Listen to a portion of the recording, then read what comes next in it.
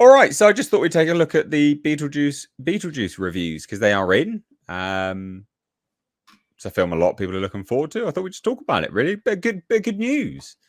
Something positive for a change. We're all pretty negative here, unfortunately, sometimes because that is just the state of affairs and stuff we've got to deal with here. But it's nice to get some good stuff and be positive about some bits and bobs. And this is one to be positive about. So I heard from test screenings that this was a good movie, lacks the charm of the original, but a good movie. And that does seem to marry up with what these reviews are saying. So stop me and interject, guys. Please do, as and when. But we'll just read out some of these and then we'll get your thoughts. So Total Film says Beetlejuice is zany fun in the moment. But after a day or so, you'll have probably forgotten all about it. And the subtitle says here, it's all a bit scattershot. We get giant sandworms, a subtitled black and white film interlude, a Willem Dafoe as an undead actor famed for playing a franchise cop. But one thing's clear, amid the chaos, Burton and Keaton are both having a ball.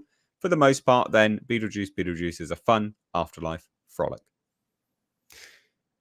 And I'm going to say it doesn't matter if you forget about this a day or so later, as long as it's a fun time in the theatre.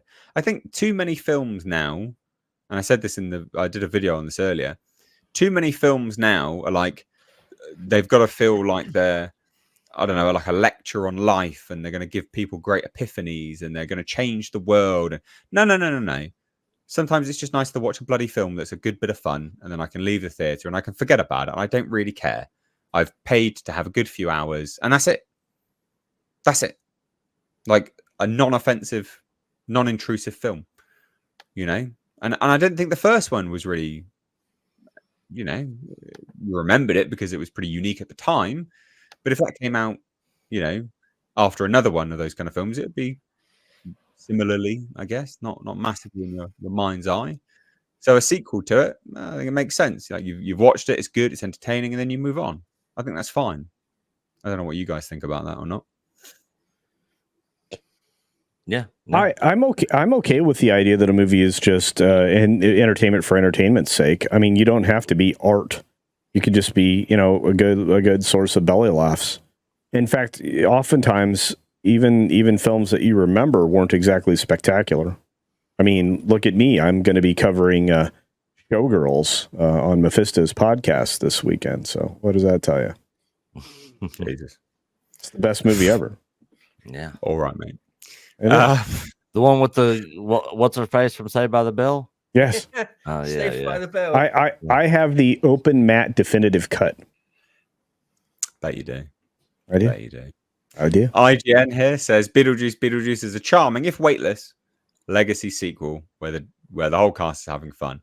And it says Tim Burton allows the cast of Beetlejuice to have fun, even if they're all off in separate movies that barely overlap. Its story is intentionally robbed of dramatic weight, but this makes way for the goofy, imaginative practical effects of Burton's early days, resulting in a small-scale legacy sequel that doesn't take itself too seriously because it doesn't need to. I think that sounds bloody good.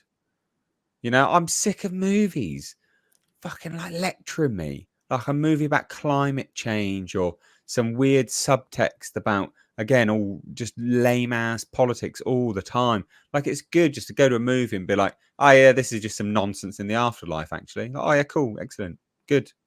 I'm fine with good. Life is shit. Yeah. Like, life is crap and hard. Like, it's good to have some escapism. We haven't had that at the theatres for a long time. So I think this is good. A little bit more here says Beetlejuice, Tim Burton, delightfully inventive sequel, stays loyal to the original cult classic while deepening human stakes.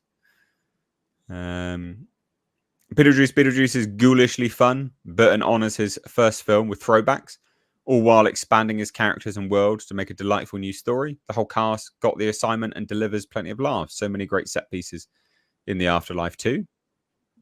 And that's the other thing, like this, I think people are going as well because it's practical effects. They're like, oh yeah, like let me go watch some of this stop motion stuff and all the sort of practical effects side of it all. Are you interested in this, Bo? Does this capture your attention at all? Do you care? Yeah, a little bit. I mean, I like the original Beetlejuice film a bit.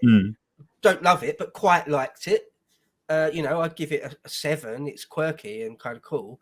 This, like I think I said before, I haven't been holding my breath for the last 20 or 30 years or whatever it is for a new one. Yeah. But again, it looks all right. It looks all right, and I'd give it well. And if it's not taking itself seriously, all the better. If it's sort of, leaning into the member berries sort of unapologetically, I'm okay with that. I think you're right. Films, just like any other art, just like an actual painting. Okay, sometimes it can be completely stupid and flippant, and there's no point to it. Sometimes it can be really, really deep and meaningful. It can be the whole spectrum of those things, right? And it's okay. It doesn't have to be really deep and meaningful and make a point, a political point, or I completely agree. Films can be all sorts of things, because some films are really deep and meaningful and say something about the human condition and stuff. And if it's done right, that is great and of value. But I think a lot of films should be sort of fairly throwaway nonsense. Entertainment, escapism. Yeah, just entertain me. Don't lecture me. Yeah, that's fine. So this looks all right. The more I see and the more I hear about this, the more I'm just chilling out and think it will probably be all right. Probably be quite good. I don't know. We'll see. Yeah. Well, I hope it's good. Hope it's good. This guy says, "Call me jaded, but too much punishing decades late sequelitis left me unprepared for what a total blast I'd have at Beetlejuice. Tim Burton's best and funniest film in years." And then Vanity Fair says, Beetlejuice, which premiered at the Venice Film Festival Wednesday, is a rat's nest of callbacks and plot. So jumbled and overstuffed, it's almost abstract. They're probably the only negative one, actually. Well, Vanity Fair sucks, just so you know. They are. Those are the ones which chilled for Rings of Power, and then immediately when it was released, like, it was shit. Like, and Star Wars, mind you, they were the ones all about this Acolyte show too. Yeah. And just to round out, there's this one here. It says Beetlejuice is old school Burton zaniness and greatness, a loving tribute to the '88 film as well as international cinema. Michael Keaton still has the juice, delivering a hilarious and brilliant performance. So there you go. I'm gonna have to rewatch the first one before I go see this, because it has been a long time since. Well, I mean, it's 35 years ago, Nick. I think. Yeah, if I'm not mistaken. So, it's been a minute. Yeah. I look. I love the original film. I do occasionally go back and catch it. I don't know. It's probably been maybe 2 years since I've seen it last. And again, it is just good fun. If this film is just good fun, then it accomplished its goal. Even Tim Burton was talking about it, that, he's surprised he never set out to make a sequel. This just was an opportunity, and he didn't do it for money. He did it because he could do it. And, good on him. I'm sure the paycheck didn't bother him any, but when I look at why you make films, sometimes it's just got to be, hey, I'd like to do that again, or hey, I'd like to try that again, or hey, all the cast is still alive. Let's see if we can rekindle some magic and we can just entertain people. Entertaining people is something underrated these days, and if you can just go to a movie, turn your brain off, and have a good time, well done. And I'm not recommending turning your brain off. I know a lot of people hate when I say stuff like that. But sometimes a movie is just a movie. It's not anything bigger. It's not there to be a political statement or an organizing point for a movement or whatnot. That's not what this is. This is just go and have a good time. And I am next weekend. I'll be seeing this. We'll be talking about it. So, there you go. You know why I think that movies seldom set out to entertain the audience now? And why they're set, that the very intention of movies is to lecture people, is because we've seen a significant shift from Hollywood where there is utter contempt for the general public and the audience. Like, that actors, directors, and movie studios, they genuinely hold the audience in contempt. They don't like them. They resent having to, create stuff for people nowadays. And you get this in interviews, all the bloody time. It's like, just make stuff that people are going to like, but they don't want to do that, right? And they legitimately dislike the plebs as they see them. And so I think that's why there's so few things which actually are just built to entertain people, because they do actively want to lecture you on stuff. I stand by that. I think that is true. Nick, you got anything to add? Not really. Other than, like I said, I'm gonna have to go back and watch the original. But yeah, I'm definitely looking forward to this. I'm glad it's getting some positive reviews out of the gate from some of these people. You know, I'm looking forward to checking it out for sure. Good. Yeah, I'd give it a whirl. Yeah, one last thing I'll just say is that if there's people in the chat or people watching this video that are a bit younger, that, you know, this basically the original was before their time. One thing, because I rewatched Beetlejuice, it was a while ago, but not that long ago. It's probably 4 years ago, 5 years ago, and I hadn't watched it since it must have been the mid-90s, so a long period of time. And when I rewatched it, I was surprised at how weird it is. Right, it's kooky, it's original, it's genuinely original, it's proper Tim Burton stuff, right? It's weird, and it doesn't really it doesn't apologize for itself, it doesn't really try to explain everything.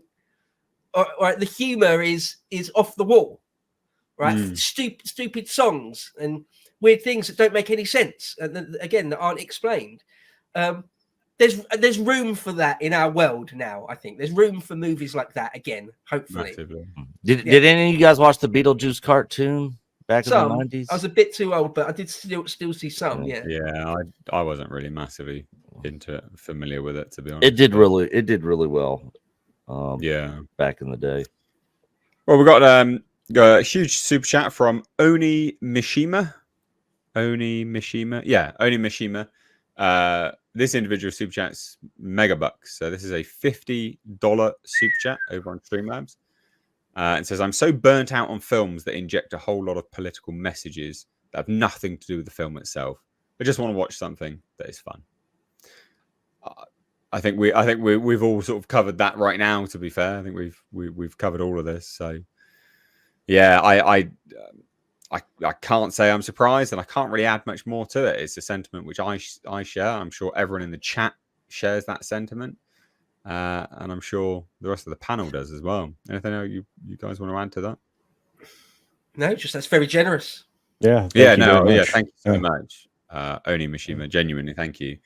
If we hadn't done all that spiel just beforehand, I'm sure there'd be a lot more to respond to it, to be honest.